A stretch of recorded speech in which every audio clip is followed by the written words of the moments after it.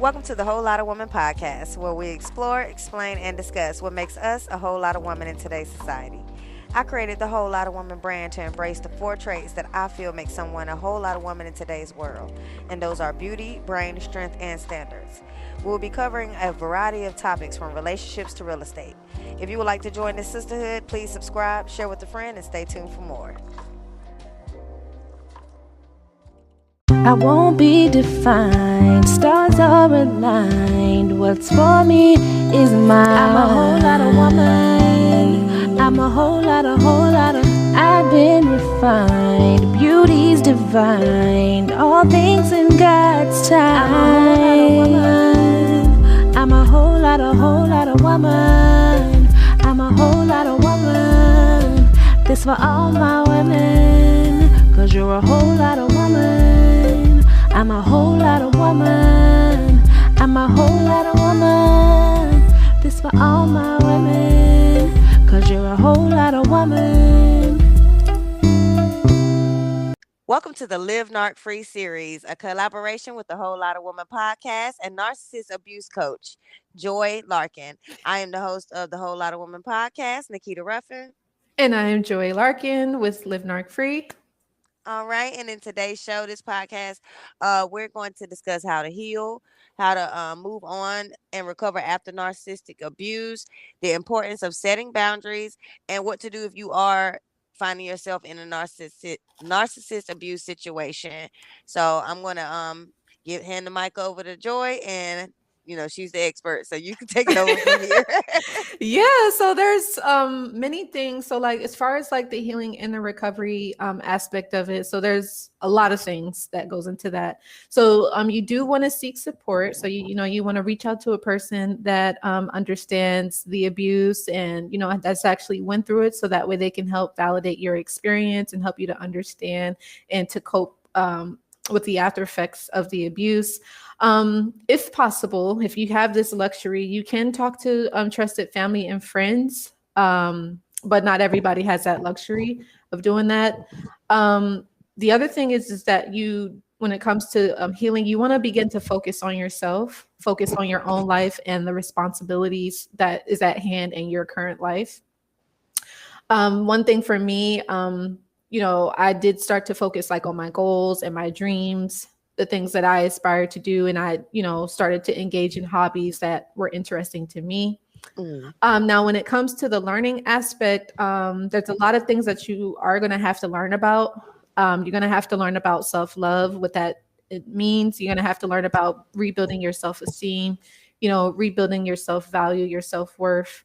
And reading many, many books. I highly recommend many books. I, again, did come out with a book called Reclaim Your Life Back. I highly recommend getting that because it definitely does talk about rebuilding your self-love and self-esteem and all that stuff. And the link is in the show notes. Yes. For the last episode. It'll be in all the show notes. So. Right.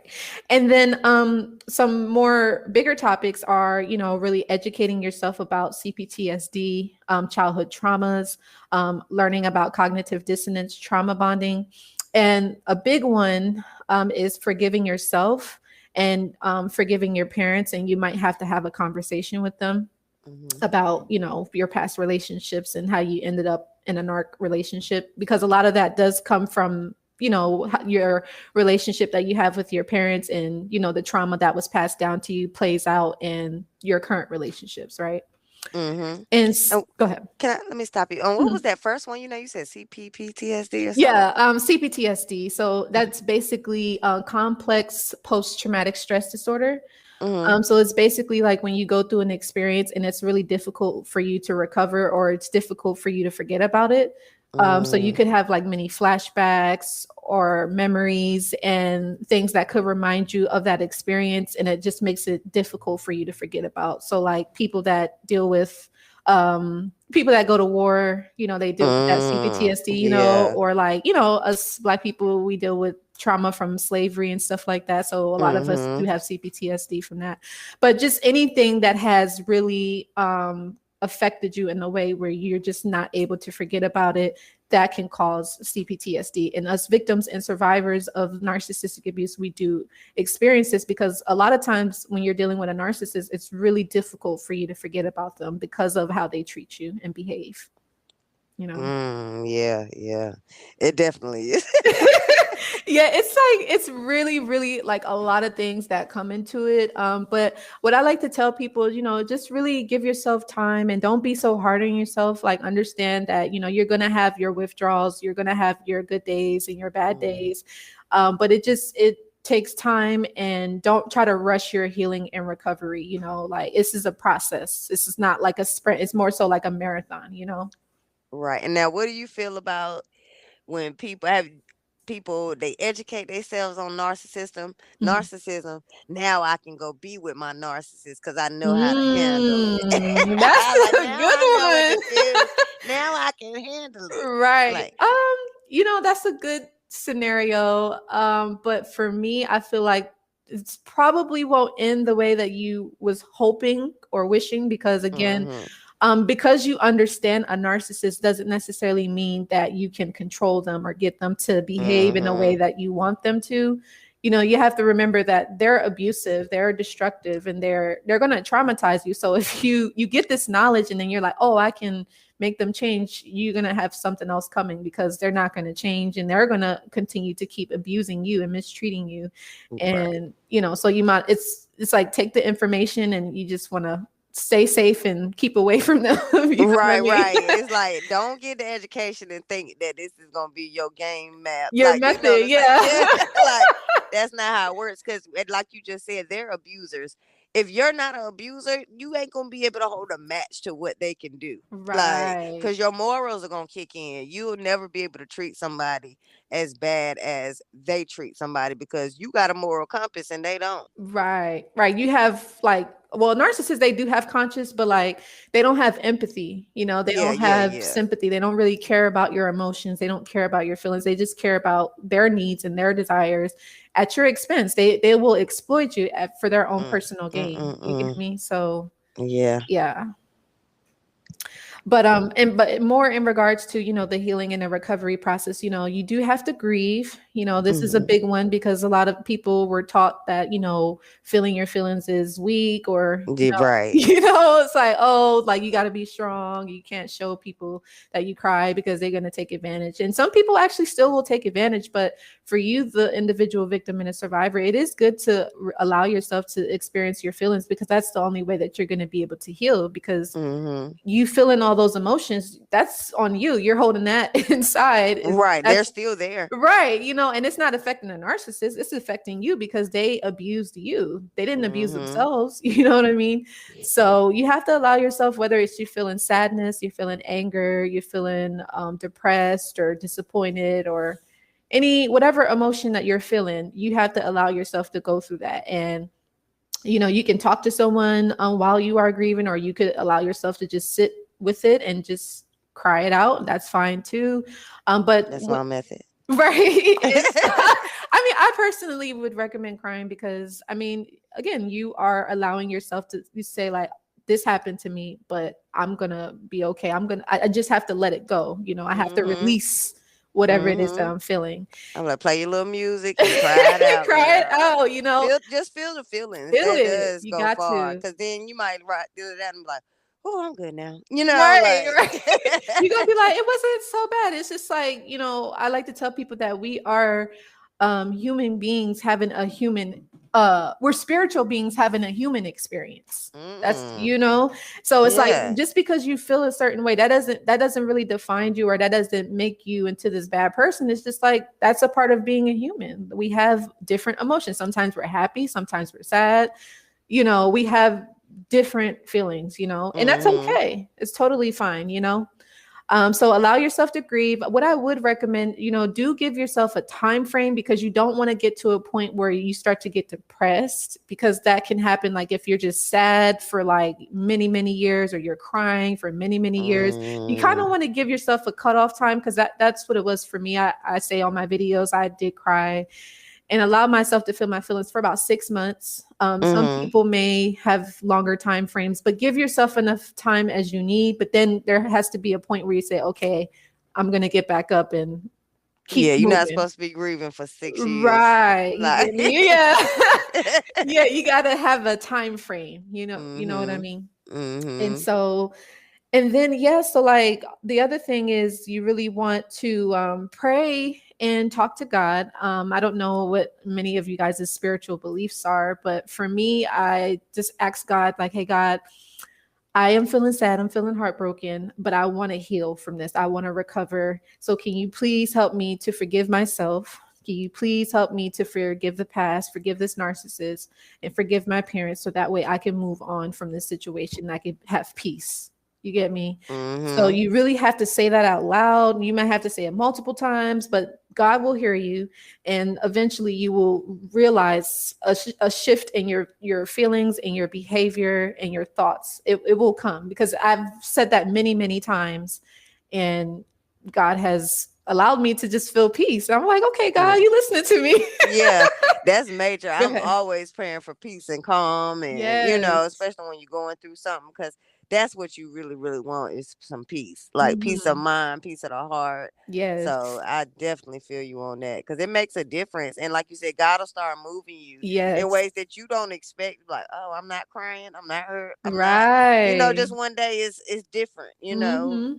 You're different. So Yes, yes. And yes. God loves us. Like, he listens to us. Like, even the little small prayers, or your big prayers. He listened, but the Mm-hmm. thing about it though, like, you don't want it to be where it's just like you just come in and you just ask something for God and you just leave, like, where you Right, just taking right. something. You have to build a relationship with God. Or treating them like a magician, like, well, I Yeah. prayed for this and it didn't happen.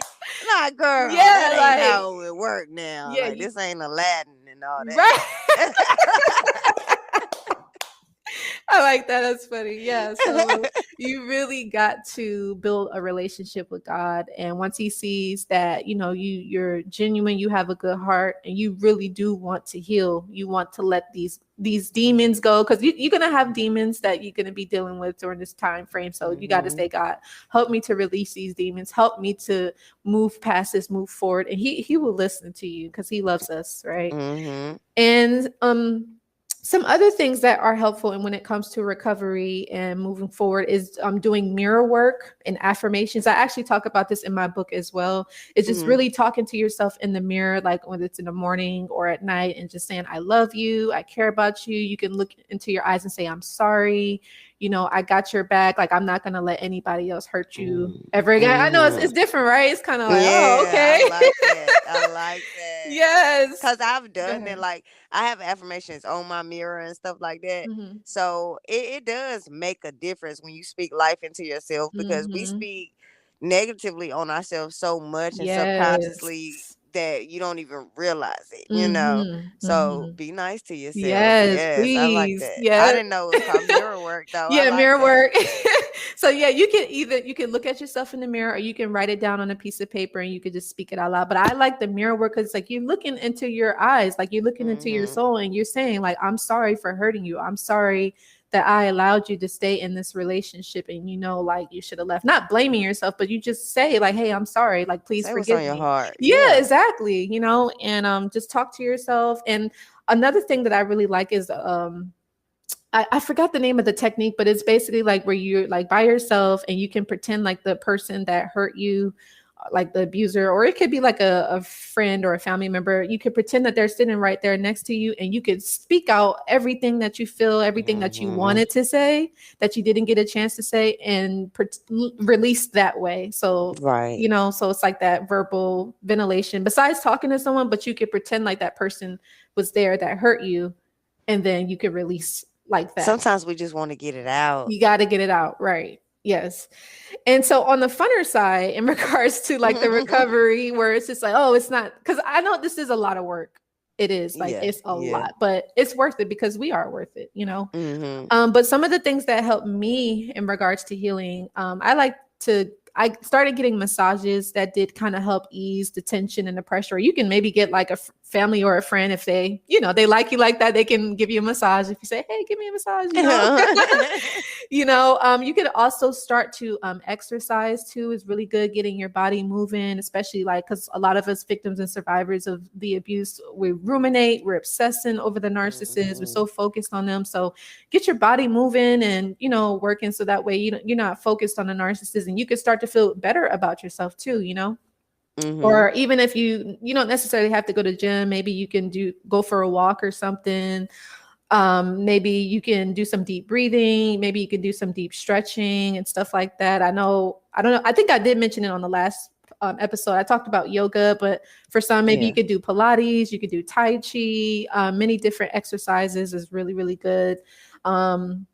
Maybe jump rope, like, just small stuff. It doesn't have to be spectacular, But I think that's it. Oh, and then make sure, you take care of your health. So make sure you get plenty of sleep, you have a nice healthy diet, you drink your water, just make sure you just really nourish yourself. Because, when we are dealing with this abuse, we don't take care of ourselves. Like we don't focus on ourselves. So this is, again, just more so about the self-care, the self-love, the self-compassion, and also the self-protection, So. And I don't know, if this falls under healing, but I would say start doing some of those things that you wanted to do that the narcissist told you weren't good enough to do. Yeah. Those things. Yeah. Because that's where you're going to find happiness too.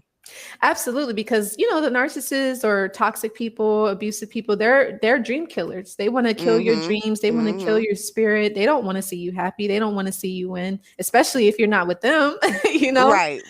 You're not about to succeed without me. I need to be around. I need to be around. I need to be able to claim that I'm the one who put you on that pedestal and made you who you are. Because if I didn't, that means you think you're better than me. Right. Yeah. They want to be able to control you and manipulate the situation, and they want to be able to tell you what to do, and stuff like that. So go back to doing what you love or what you're passionate about, or hobbies. And even I find that a lot of people don't know what they want to do or what they're passionate about or what interests them. Then try new things. Like you have to become like a kid, like again, like you have to explore, you have to join support groups and, communities and things that you like what is it? Is it cooking? Is it singing? Is it dancing? Is it volunteering? Is it traveling? Is it making music? Is it making clothing? Like you just have to really just try new activities, sports, stuff like that. And it's a group on Facebook for everything. Yes. So your tribe is out there. Your tribe is out there. It's out there. Absolutely.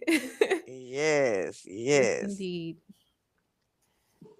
So in regards to the next thing we were talking about, as far as the importance of setting boundaries, right? So this is big. Setting boundaries is really crucial when you are recovering from the abuse, because a lot of times the narcissist is going to try to come back to hoover you, to trigger you in some way, to get you upset, to stop you from moving on and to stop your progress of your recovery.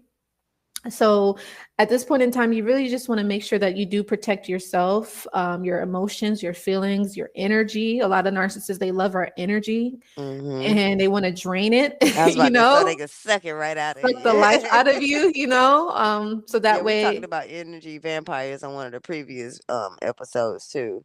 Oh yeah, that's major with a narcissist. They are emotional vampires. Like they want to suck you dry. And they prefer the negative emotions. They don't really care about the positive. Like, they don't like the happiness. They want the negative because that creates the positive for them. Yes, that's correct. That's so sad. It is. And it's actually it's sick. It really is. It's very uncomfortable that, a person would behave like that and would want to get that type of reaction out of a person, because the narcissists, they're so miserable and they feel so low about themselves, so they can get someone else to be on that same level, then that's everything for them. It makes them happy. I'm like, they don't like you. They don't like you. They might have started off painting that love bomb that they love you and you the best thing in the world, but especially after they get to know you and they realize how great you really are. Oh no, that's a turn off. They don't like that at all. They're like, I gotta kill her dreams. Don't have some ambitions, child. Don't have some ambitions.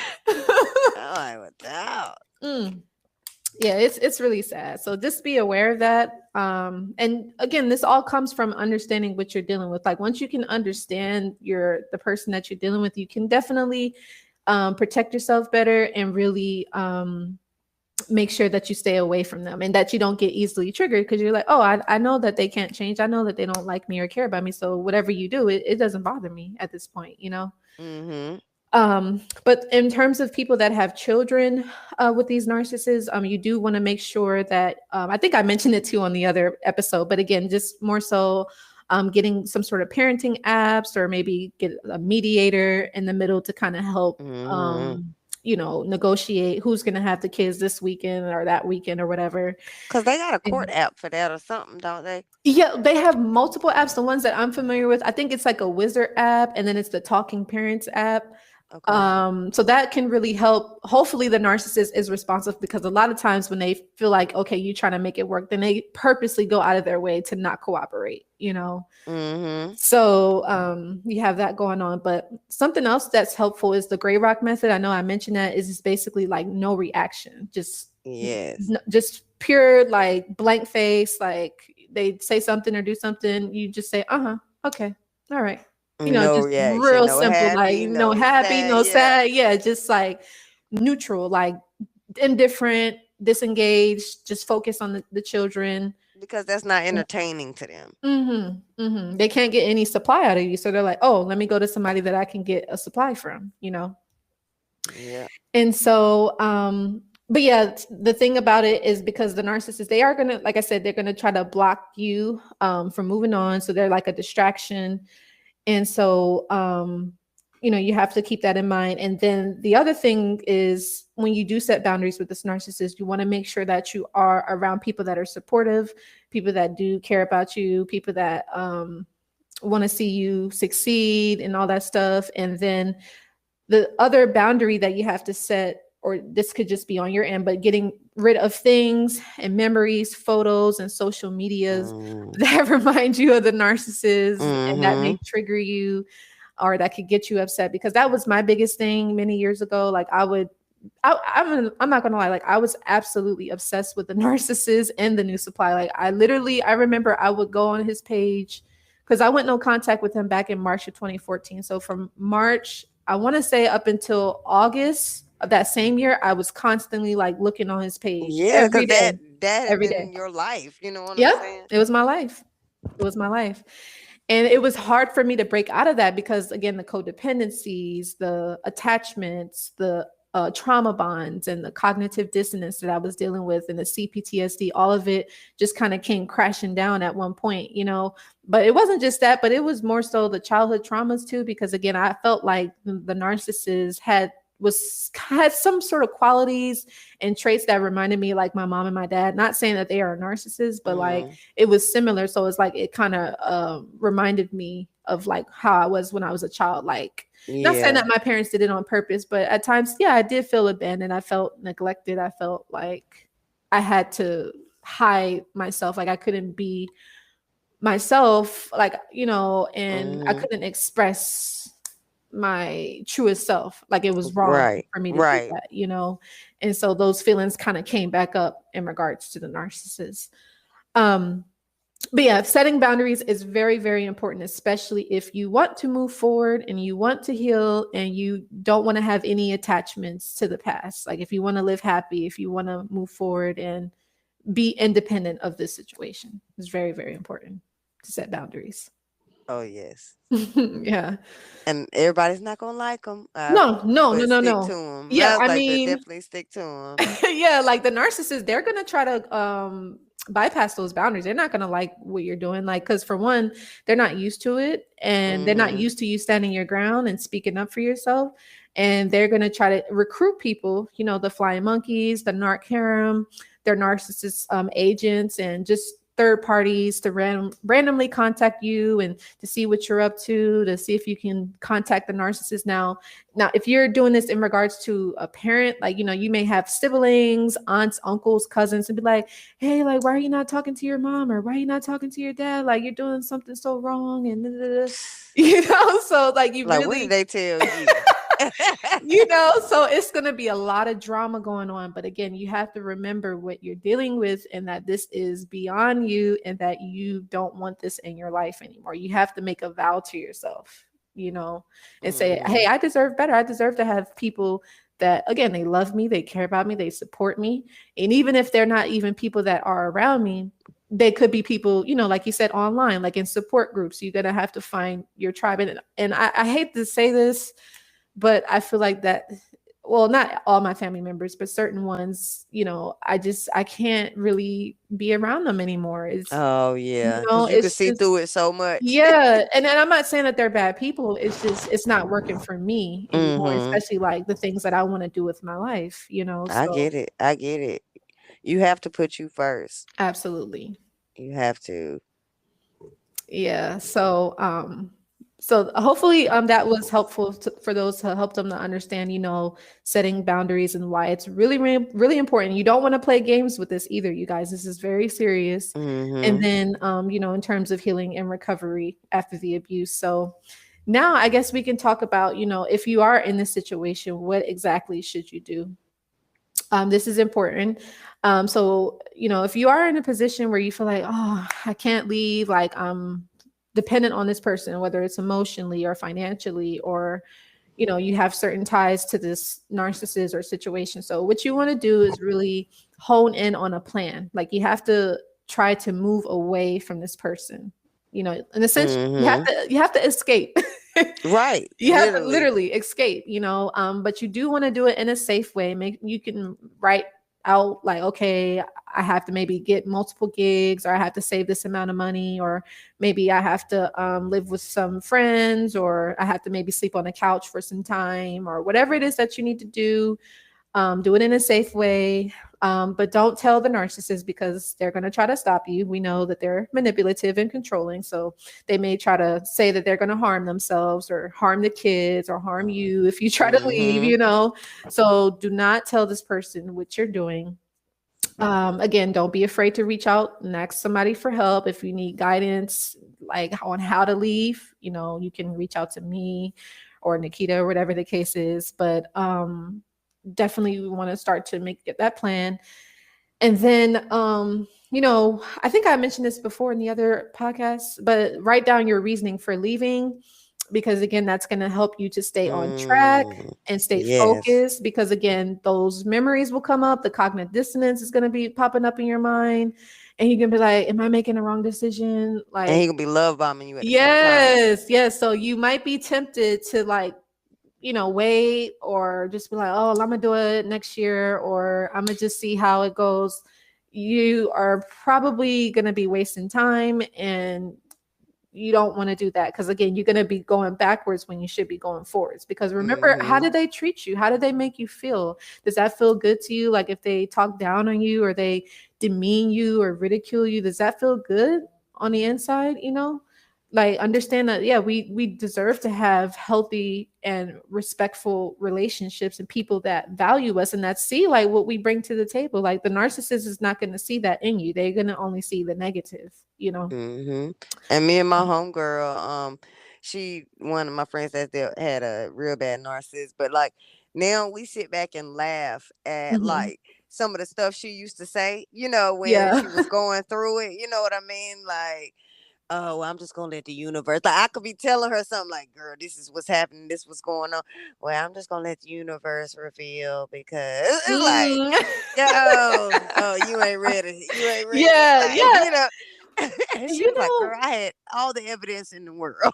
oh yeah, and that's the other thing, is trusting your intuition. Like believe, like trust that feeling. Like I think we talked about the women's intuition. That's Mm-hmm. everything. Like Yeah, it is. believe that, trust that. If you feel something feels off, if something feels wrong, trust that. It means that something is not right. Listen to yourself. But that's the thing. The narcissist has programmed us and manipulated us into trusting in them and believing Yeah, in them over ourselves. yeah. But That's I what feel gets like us. Mhm. even with that, it's still that 1% of you that knows what's really going on. Mhm. Like, Mhm. something ain't right. You know something ain't right. Mhm. Yeah, it's like, this ain't how it's supposed to be. Mhm. Like, regardless if you can voice it or not, Yeah. you know it. Mhm. Like, I remember, and like my ex, he would the like most recent, he wasn't a narcissist, but like, we just had a toxic relationship. And it's like, I knew when he was coming back to me just to get away from wherever he was at, not to be with me, but Right. just to get away from where he was at. And it's like, me knowing that, I was still hopping in that car going to get him, child, because I Mm-hmm. wanted to be with him, even knowing that he don't want to be with me. He just getting away from other There's people. other people. Mm-hmm. So we always, I ain't gonna say we always know, but we know a We lot of know. times. We We know. know, we Hmm. feel it. We feel We it. But like I said, we have been trained mm-hmm. to rely on the narcissist, to depend on them for everything, and And I to hope that it's gonna change and that, too. yep, yep.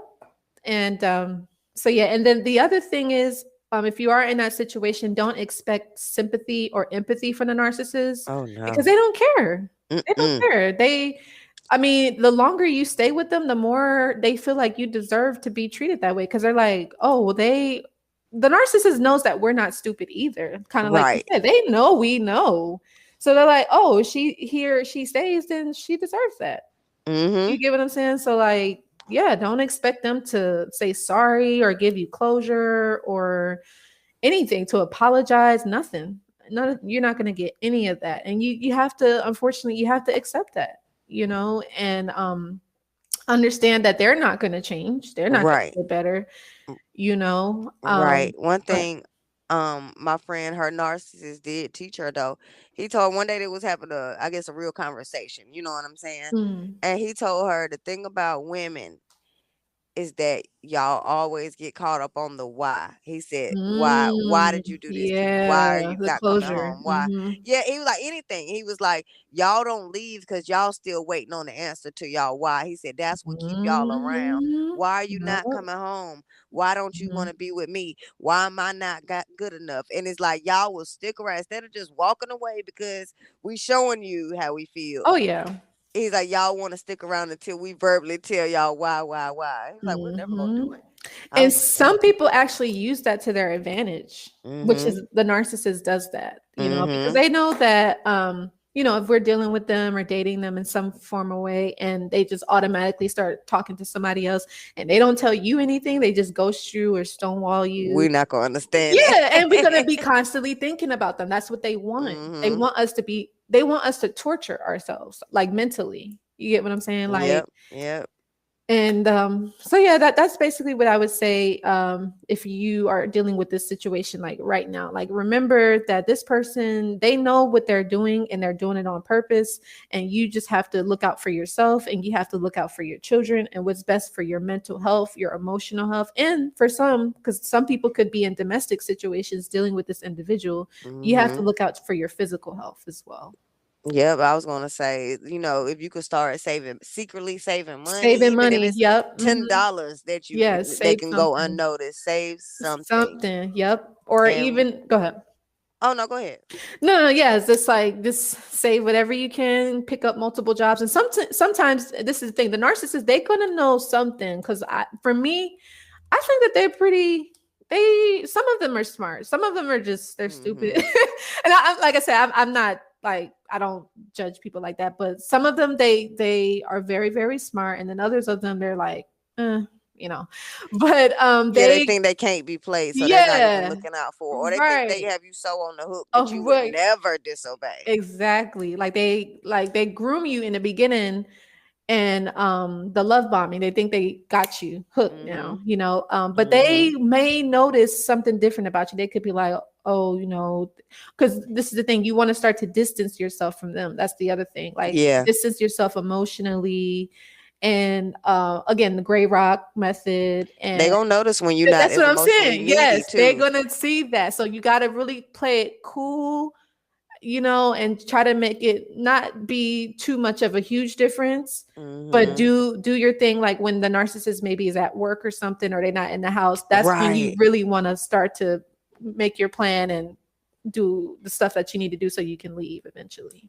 Yeah, and I was saying in one of my previous episodes, I was like, when you guys are forming an escape plan, try to leave as safely and quietly as possible. I said, you Mhm. don't need to do this big old show. That's why I'm leaving you. That's why I'm Yeah, doing this. don't do I'm that. gonna be out of here in Don't. 6 months. Soon as my Mm. baby, Oh my God, yeah. I was like, don't you're giving somebody your game plan, and Yes. everybody literally cannot handle rejection. Mhm. It's not about the control they had over you before. Like everybody cannot take rejection, or like they don't want to lose that control. Like people Mhm. are not right in the head, No, so it's they're not not. just about somebody being mean. This person might be throwed. Like like you Yeah, don't know yeah. what they gonna do. No, you're right. The rejection. Ooh, the narcissist. Their ego is so Yeah, you can't fragile. just be turning me down and leaving and making me look bad in front of my friends, Mhm. and that's embarrassing. Mhm. Like I had a friend that was more so in a abusive relationship. I don't know if he was narcissistic or whatever, but she was saying how she had took the abuse to a certain point and then decided to leave. She said, and her where she messed up was that she told, I think, the neighbor, because she was living with him. Mhm. She either told the neighbor or somebody like his sister that she was gonna leave him that day. Like Oh. that she was gonna leave then, like, oh, Oh I'm my leaving him God. tomorrow. Like you told them the time. And she said, girl, he came home from work and beat her and drug her out the house. She said the Oh. neighbor saw it, everything. And Oh I my said, because God. you didn't leave safe and quietly. It's nobody business. Don't even tell Wow. your kids, to be honest, because kids don't know Yes. what they're revealing. You just pack their tail up and tell them they going to the Disney World or something. You just, Yes. I like, love that. do Yeah. not tell them kids what's going on. If they don't Mhm. already know, you don't tell them. You keep them in that same little safe, innocent space in their head. Oh, we Mhm. just gonna go over here, and then Mhm. while we at a hotel, oh, it's just a vacation. Like, Yeah. Yeah, yeah. no, you can't get on Facebook right now. No, we can't go live. Mhm. Right, right. No, I But you love gotta that. do what you gotta Mhm. do. Mm-hmm. That's a really good point. Yeah, especially like if the kids are too young to understand. You Right. don't really want to overwhelm them too much because they're not going to really know. But if they are old enough to, if they're like, okay, what's wrong with mommy or what's wrong with daddy, like, you don't have to Mm-hmm. really put that person down, but just help them to understand like this is a personality disorder and teach them about this. But the kid, they're gonna, as they grow older, they're gonna realize which parent is the problem. So that way Mm-hmm. you don't really look like, oh, you just talking down on them or you trying to keep the kids away from them or whatever like that. You don't want to come off of like that. You want to be a role model to your children. Right. So And if you are, I feel like in hiding, or like just trying to go off the grid, I suggest make sure you monitor them calls when your child is talking to your ex, because he gonna try to get information out of them. Oh, what it yes. look like where y'all? He don't have to ask Yes. specific stuff like who house y'all. What does it look like? What do you see across the street? What is Mhm. this? Like, oh, how long was y'all driving before y'all got there? Right. Like, people are calculated and they know how to get information out of kids. And kids don't know they be telling your whole life story. Y- Oh, we across the street from the Museum of Life and Science. Oh, Yeah. let me Google that. Oh, I know what hotel they at. Yeah, Like, no, kids they don't most of them don't lie. They're honest. mm-hmm. And Mm-hmm. you got to tell them, like what's the situation, what's going on. If they understand or even if they're young, like just tell them like don't tell 'em our business, keep it Mm-hmm. simple, like I'm like, we playing hide and seek from daddy, okay? yeah. We winning right now. Don't you want to win? Right. Like me, I'll get on the kids' level. You know what I mean? Like Exactly. I start thinking, okay, because you can't talk to kids like you talk to other adults and think they gonna Right. understand. And I Mhm. was like, no, you got to get on their level. Mhm. I was like, they know how serious they take hide and seek. Oh yeah. You know what I mean? Like that's more serious than domestic violence to a child. Oh I don't yeah. understand domestic violence. I understand hide and go seek now. Right. I know the rules of that. Mhm. It's too funny, but yeah. So I hope that was helpful. Do you have anything Yes. else you want to add in, Nakita? Um, no, not right now. I mean, Okay. I pretty much added my stuff in as Okay. we talk. Yeah. No, that was great. Like I really love like what you were saying. Yeah, kids they do get affected by this abuse too. Yeah. So that's why, and I made a video about, how kids can cope, especially like if you're co-parenting with a narcissist or parallel parenting. Mm-hmm. I would recommend, counseling or therapy to the children, because again, they're gonna be, internalizing a lot of this stuff and Mm-hmm. thinking it's their fault. So you don't want the kids to, get depressed and feel isolated, because Right. they will, Right. because they love both of their parents, And even if. they don't Mhm. know what's going on. Right, It's right. like if as an adult you don't know how to handle the emotions a narcissist put you through, a child really doesn't. Yeah. So it's and the kids are the future. Yeah, So yeah. you want to make sure your future is secure, and if they need that extra support, like, you can be there to support them, but you don't want to put all of the emotional distress on the kid, because that's too overwhelming for them. So if you have anything you're dealing with, you need to talk to like a professional. Don't Mm-hmm. talk to your kids about that. I mean, if they have questions, yeah, answer their questions, but don't go too much in depth, because you don't want to overwhelm them Like they too one of your much. friends. Yeah, like you don't want to use them as like an emotional confidant or like Mm-hmm. a partner, because that actually happens in a lot of dysfunctional families I where know. mothers or fathers, they will make their children, they will do it's called it's an incest, like an emotional incest, Uh-huh. you Yeah. know. Cause that Mhm. husband son type thing. Yes, Mm-hmm. yes, yes, right there. Yeah. And it And you makes can't date no husband. You no, can't no, date no. nobody husband son. Yeah. No, and well, what happened is it's like the mother is using the son as like a second boyfriend or a second husband. It's just like, And that's why he can't no. have his own girlfriend and be Yes. happy with her because the mama gonna find Okay. all the flaws. Okay. Because the mom is like, oh no, I'm the only person that you need to be I'm confiding the woman in in. your life. Yep. Yeah. So you don't do that to your children. Hmm. Now I do have a side note. Now this, I was watching something last night, and I'm gonna tell you this breakdown. So somebody did a breakdown of the Kardashians as far as narcissistic roles, right? Hmm. So of course, Chris is the narcissist of the narcissistic parent, Chris Jenner. Hmm. So they said that Kim, of course, is the golden child. Um, Perfect. She's the extension of the mother. Like her and Chris have a lot of the same goals and that fame, they're fame hungry and stuff like that, and so they're willing to put their morals aside for that. They Hmm. said Chloe, she's the bit the one that everybody called OJ child.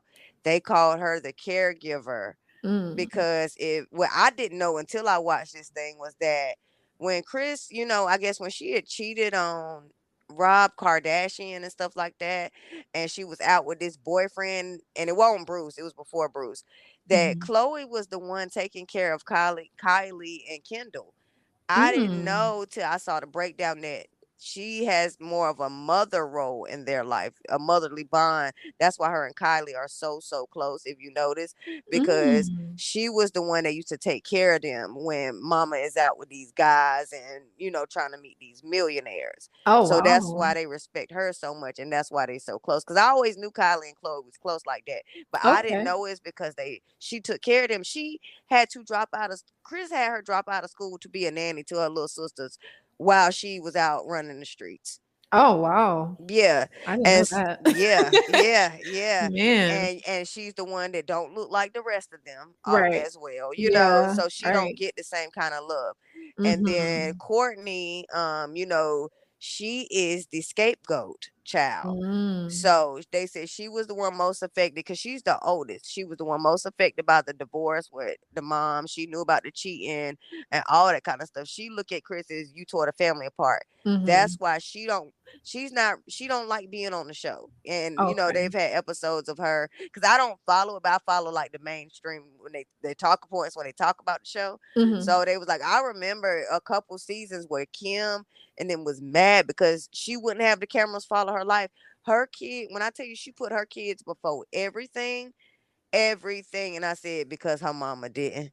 Her mom put Mm. fame and Okay. all that kind of stuff. It's like Mhm. she is hell bent on being the exact opposite type of mother as her mom. And Yeah. that's why when people was dogging her for staying with that dude Scott for so long, it's because Mhm. my mama was a Right. pass around and Yeah. put us as not priority. So it's like when I saw that breakdown, I Mhm. was like, wow. Yeah. Wow. Because it was more Man. than just name calling. It was like they literally broke down this is what they went through. This is how it's, Mhm. affecting them now. And it's so many things, so many like people doing stuff on how Chris, all her sins are coming back to roost. Like all this stuff is coming back to Mhm. hit her. Mhm. From I mean, how I mean, you gotta be some kind of narcissist to have your daughter do a sex tape for fame. Yeah, that's kind of And that's what sacrificing, elevated. you Yeah, know. you sacrificed her. Yeah. And your kids that don't want to get with the program,